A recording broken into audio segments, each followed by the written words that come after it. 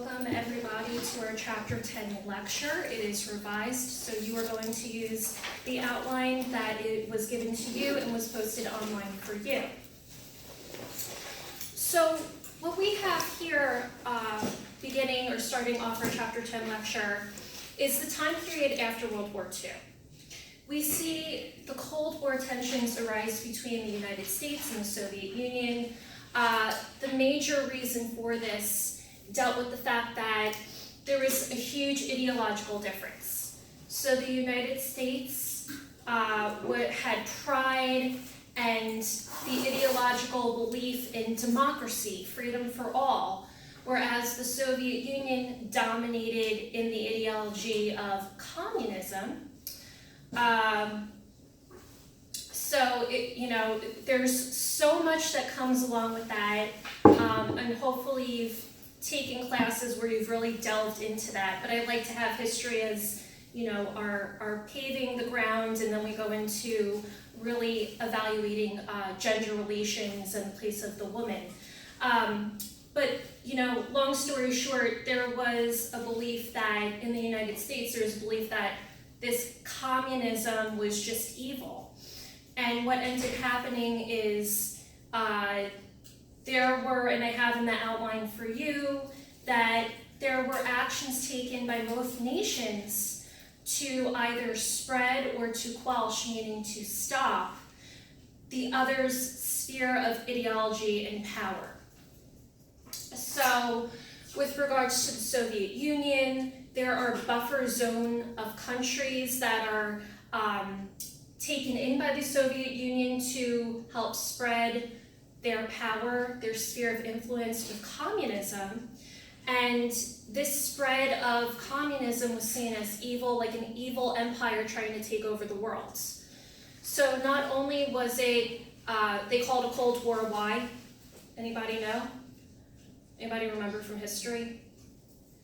Because they did whatever they wanted. Didn't have like emotion about it, I guess. They're cold.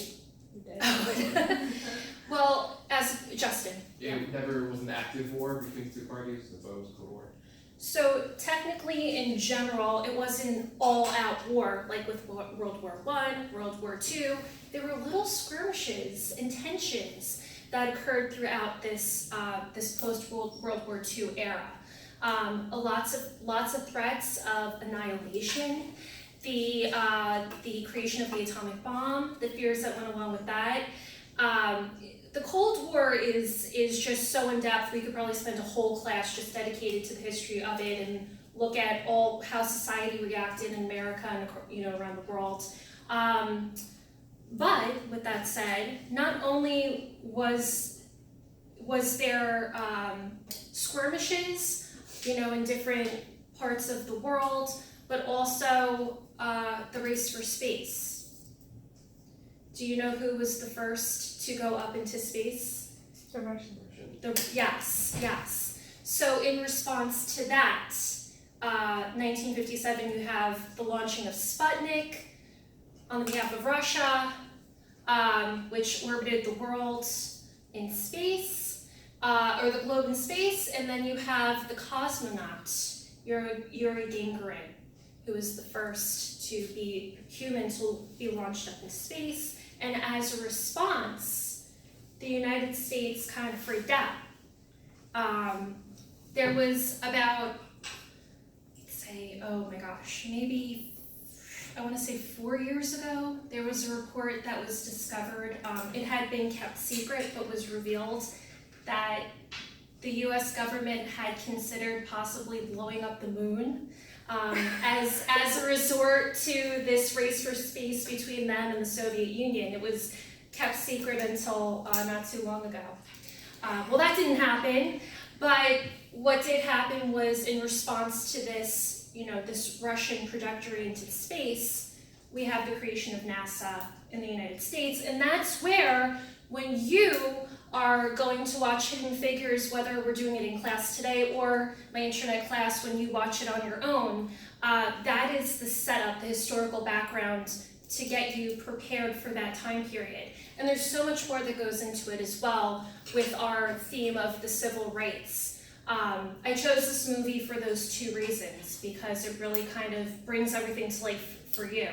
It's one thing to have a lecture about it, but it's another thing to actually watch it and kind of think, well, how would that time period be? How did, what actually happened?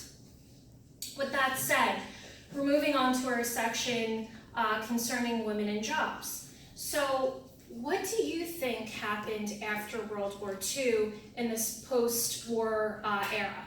What happened what do you think happened with regards to women and the jobs and what occurred there? Go ahead.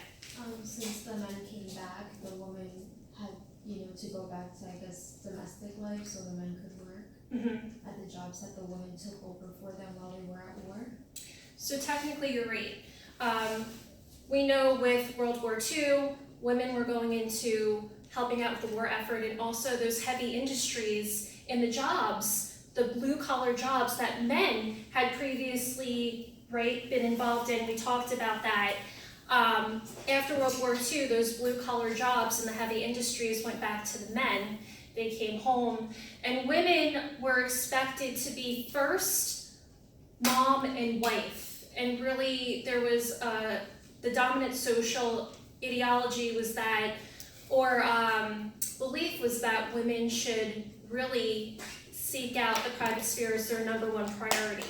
However, the thing that we find is that between 1940 and 1960, the percentage of wives working outside of the home increases from 17% to 32%. And by 1960, 61% of women make up the labor force. 61% of women by 1960 make up 61% of the labor force. And you can also, on your own time, analyze that in your appendix. It's table A18, number 2. That's in the back of your book if you would like to view that on your own time. The most popular forms of jobs were either white collar, meaning nurse, teacher, social worker, clerical, and then also the second popular being pink collar, so involved in the restaurant business, so as a waitress, different food services and salons. A small percentage of Black women who were educated entered more so the white collar jobs, but their experience was different because they experienced a lot of discrimination and also segregation within the workplace. So we have this view that women were expected to stay in the home. So why do we have this increase of women rate in the workplace? So the first reason, we have to look at the U.S. Department of Labor, in particular the Women's Bureau. So it was attributed to the fact that there were these Cold War tensions, and there was a huge need to supersede the Soviet Union in all capacities, with regards to like the race for space, the economy, productivity, education, in all sorts of ways. And for this reason, the Women's Bureau put forth the idea that there was a huge need for women to be trained in new skills and to serve in the white-collar sectors of education and the sciences. So they had to balance this with the dominant ideology that women put the home as number one. So for example, nurses, which were the largest category of the female professional labor force, said that they found nursing as a great opportunity to expand their efforts in helping the community. The flexible work hours allowed them to be home, to put their children and their family first. but they also were contributing financially to their family. So this delicate balance of women serving their nation and helping with these Cold War tensions between the US and the Soviet Union, and balancing it with the fact that the family was number one for them.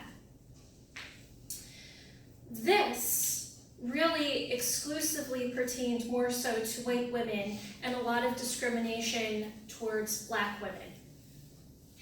So we have this Women's Bureau putting forth the concept that there's a huge need for women to be trained to be able to keep in competition with the Soviet Union. But a second reason, or one of the biggest reasons, is that the United States emerged one of the most wealthiest countries after World War II. There was an increase in growth in the economy and an increase in a growth in consumer culture. So because of this, there's an increase in the need for jobs that were traditionally dominated by women. Again, nursing, teaching, white collar and pink collar job services. Before I move on to the civil rights movement, is anything confusing to you? Moving on. So we have our background to the civil rights movement. We start in chapter 10 lecture, and then we also kind of combine it with the second wave of the feminist movement when we get to chapter 11. So there is a connection between the two movements. And with that said, let's start with the background to the civil rights movement. Again, this is something that we could spend a whole class on. There's a lot to it. I'm picking and choosing just to see where women fit in the big grand scheme of this. So to start with, in the late 19th century, Jim Crow laws were enforced that were meant to segregate and disenfranchise Black men and women. So just to give you more of an idea, there was segregation in the bathrooms, water fountains, restaurants, even transportation. Any protection that was seen as democratic was denied for Black men and women. And strict policies were meant to restrict Black men and women from voting. So just to give you an idea, in Mississippi, there were 45% of the population of Black men and women that were registered to vote. Only 5% in Mississippi actually tried to vote. There were literacy restrictions on Black men and women from voting, placed on them from voting, and also taxes.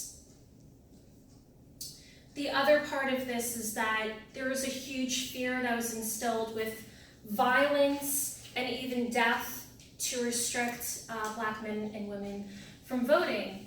Fannie Lou Hamer, we're going to talk about her in a little bit. This concept of instilling fear from voting, physical harm, and all of this, she experienced that, and I have her speech that you're going to read at some point and kind of get a feel for what that was about. The other thing we have that was passed in 1896 was the Supreme Court decision known as Plessy v. Ferguson, which held that as long as separate facilities for separate races were equal, segregation did not violate the 14th Amendment.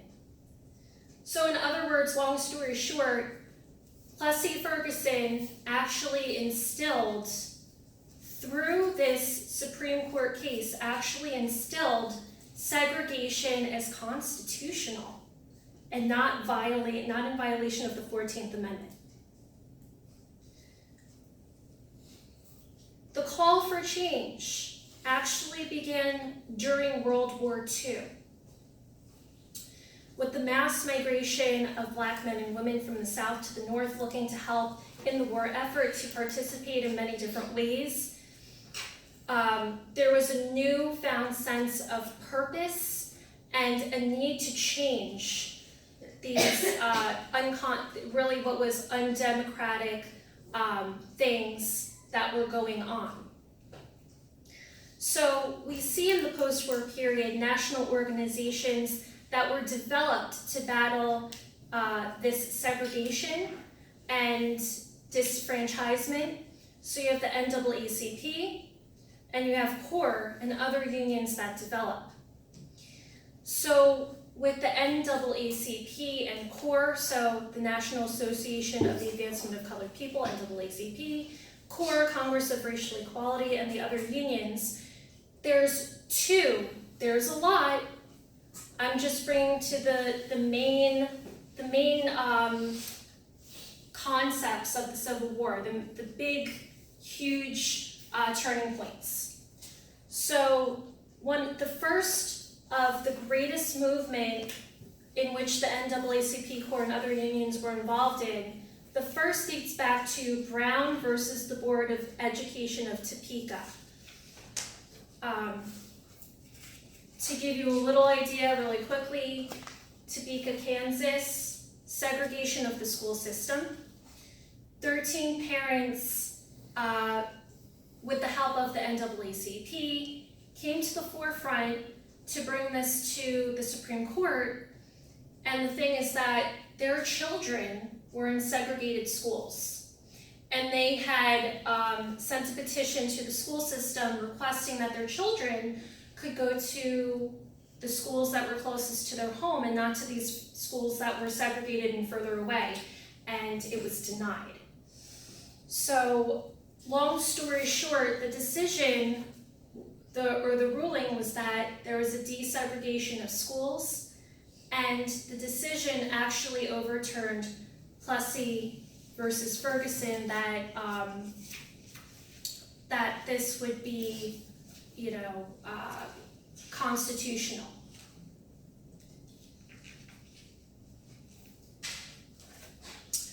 Although we see that there is an overturn of Plessy versus Ferguson and that segregation of schools would not be allowed anymore, there was a lot of, within different southern states, there was pushback. So for example, in Arkansas, the governor of Arkansas actually tried to push back and keep segregation of schools. And President Dwight D. Eisenhower had to send troops to protect the kids and to stop this from actually happening. So even though there was this court ruling, there was a lot of pushback against that as well. So despite the resistance from some southern states, there is still an effort to integrate higher education for Black men and women. So noteworthy, 1956, Autherine Lucy was the first Black female to be admitted to the University of Alabama, only a few days later to be expelled because she needed to be protected against the violence that she was experiencing on behalf of the white students. In 1961, Charlene Hunter had been part of the civil rights movement and was one of the first African American female students to be successfully admitted and graduated from the University of Georgia, only later to become a journalist and foreign correspondent in National Public Radio and Public Broadcasting.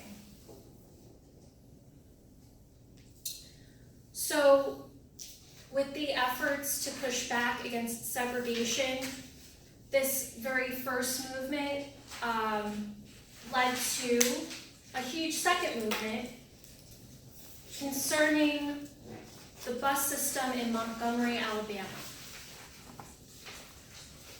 Wasn't that where they were attacking the buses of people who were of African American descent? They attacked the buses to they blew them up and hurt the people that made it out. Yeah. So we're gonna start with Rosa Parks and how you all learned about Rosa Parks. Sounds familiar, right? Mm-hmm. So the the bus system and the transportation system was actually segregated. So there was, so you know this, right? So there was an area where white people were sitting, black people could not sit in the whites only area. So this was actually a planned event in which Rosa Parks was a very active member in the civil rights movement. It was planned for her to actually go on the bus and purposely sit in the whites only area and not get up when she was asked to. The cops were called and she was arrested. What you're thinking of more so was later on the freedom rides. Mm-hmm. That sounds familiar, right? And that was part of other activism by the SNCC in which they purposely were on buses leaving from Washington. They were headed to New Orleans, didn't get there because of these violent white mobs that were just attacking them and everything like that. So yeah. So just to kind of go through the outline so it makes sense. Rosa Parks, 1943, she was a secretary activist in the civil rights movement. I just went through the history of the segregation in Montgomery, Alabama. Back in 1900, there's a segregation of the bus passengers. Over time, bus drivers required black riders to move.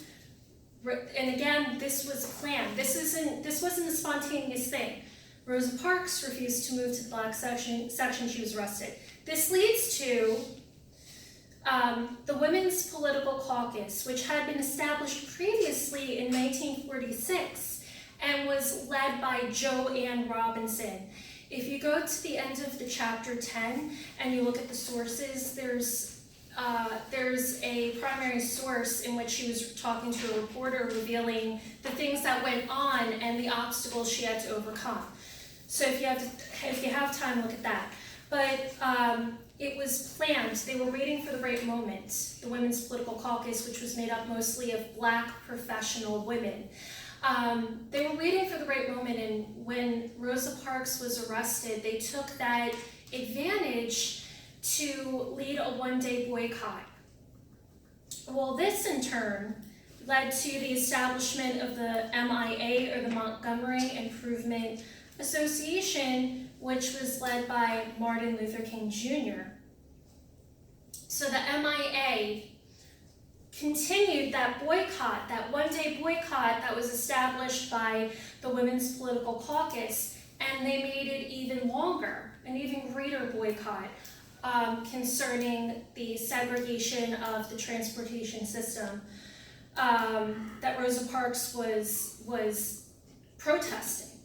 So here's the thing. We see that women were active in the civil rights movement, but we also see something else, and that is that there is, within the civil rights movement, there is a patriarchal structure in which men dominated. So within the MIA, male, mostly ministers, dominated the leadership roles within that organization. And women took a back seat to aiding and helping, but their efforts were never fully recognized, and they never were able to really, I shouldn't say never, but for the most part, didn't have that opportunity to serve as leaders within the civil rights movement. And there are some women who broke that barrier within the civil rights movement. So what we term this is bridge leadership. Bridge leadership is defined in your textbook as women serving in unofficial, unrecognized positions within the civil rights movement to organize and inspire change. So, bridge leadership, women who were unofficially recognized within the civil rights movement in these organizations because they were dominated by male leaders, but still had a huge hand in helping to serve and organize and inspire change. The Montgomery women were actually able to prove that that was a pattern. So within the MIA, it was almost impossible to serve as leader. But women took forms of different activism, taking part in demonstrations like marches, leading boycotts. So when there was that one-day boycott after Rosa Parks' arrest by the Women's Political Caucus, they actually boycotted the transportation system by walking to work, by having a pool system with members of the WPC. And so that was really a big part of their activism. So when we talk about bridge leaders, we have a couple of women that really come to the forefront, and one of them is Ella Baker. Ella Baker was not only an active member of the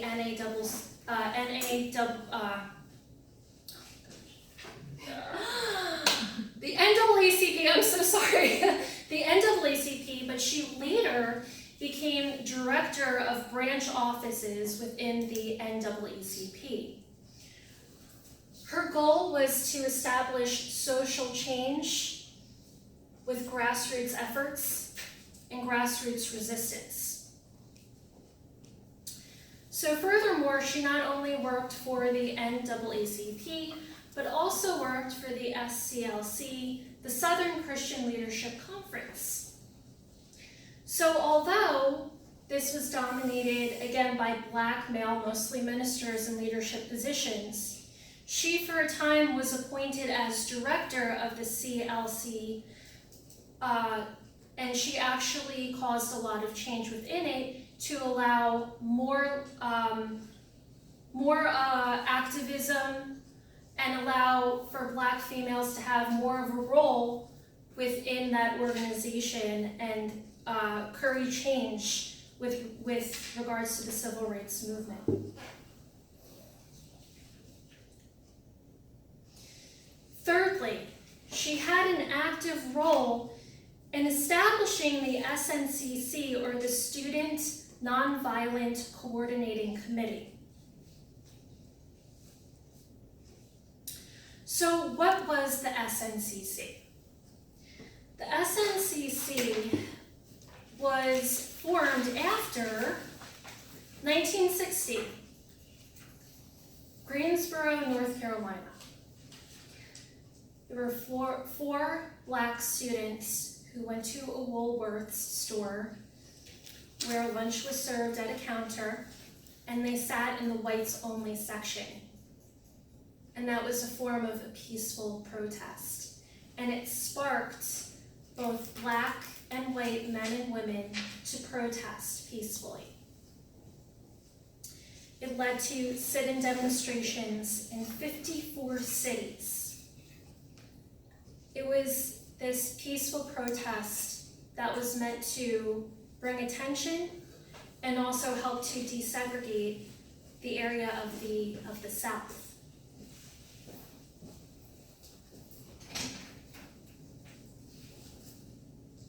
So in reaction to this peaceful protest in Greensboro, North Carolina, the SNCC and the CORE, Congress of Racial Equality, so SNCC and CORE, organized freedom rides. This was further activism as a way to challenge the segregated bus travel and terminal in the South that was reinforced by Jim Crow laws. May 14th, 1961, I just said this really quickly before, bus with all of these protesters were headed from Washington to New Orleans. They were stopped by the violent mob. And so there was a lot of, there was fear for people's lives who were protesting. So it was brought up to maybe to stop the freedom rides because it was too dangerous. But one of the major key bridge leaders in the SNCC, Diane Nash, said no, that they had to continue the freedom rides despite this because there was something greater at stake. and that was bringing national attention and change in the civil rights movement to the South. So with the continuation of the Freedom Rides, Nash was able to continue them and spark change. Nash not only was a major leader within the SNCC, but she encountered a lot of resistance from male leadership within the movement, as well as violence, harassment, and she encountered jail time. But despite this, she worked to overcome this and was really a key leader in their movement. So with her insistence on continuing with the Freedom Riders, they were successful in integrating the interstate bus travel system and desegregating it. So to kind of finalize major women within the civil rights movement, we have Fannie Lou Hamer. Just as Diane Nash was a SNCC leader and had to overcome a lot of obstacles, the same was true with Hamer. Fannie Lou Hamer also joined the SNCC, and I'm just looking at the outline, it should be 1M, it shouldn't be 2. I apologize for that. So Hamer joined the SNCC. She also was an organizer and spokeswoman for the Mississippi voter registration effort. She voted despite knowing the fact that she would undercome a lot of violence. So I've got this speech, Is This America, that you're going to read. She gave this speech in 1964 at the Democratic National Convention in Atlantic City, hoping to bring light to the fact that there was a lot of discrimination against black men and women voting. She had even run for Congress just to show that black people could run for Congress too and make a difference in the government. So she had voted, and on the night she had voted, there were gunshots that were fired at different black men and women in the movement to organize the drive to vote. 2 young girls were killed. The police went after her. She was violently attacked by the police. She was put into jail, and she experienced, you'll read it, she experienced another black woman who was trying to vote also dealing with this violence and was even beat up by the police. So the speech that she gave to give light or shed light on the obstacles that she had to overcome to vote, the violence that was brought upon her and other black men and women to vote, it was shut down by Lyndon Baines Johnson, the president